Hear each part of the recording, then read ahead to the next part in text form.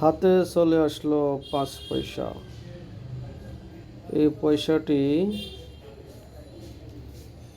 1968 সনের পাকিস্তান সরকারের আমলে, যখন বাংলাদেশ পাকিস্তান ছিল পূর্ব পাকিস্তান, পশ্চিম পাকিস্তান। একসময় এই 5 পয়সা দিয়ে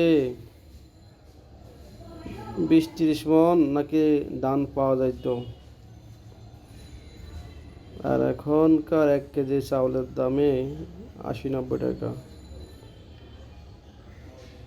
দুনিয়া পরিবর্তন হয়েছে, ইনকাম পরিবর্তন হয়েছে, পয়সা 5 পয়সার জায়গায় রয়ে গেল। 5 পয়সার চলন চলে গিয়েছে। অবশ্য সে সময় বাংলাদেশ আওয়ামী লীগ সরকার ছিল না, কিন্তু নৌকা তো ঠিকই রয়ে গেল। তাতে বোঝা গেল যে নৌকা অনেক আগে থেকেই বহমান।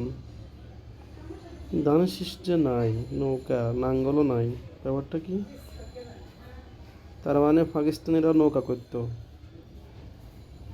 1968 সালের পয়সা, এর কি কোনো দাম আছে? এর দামই হলো 5 পয়সা।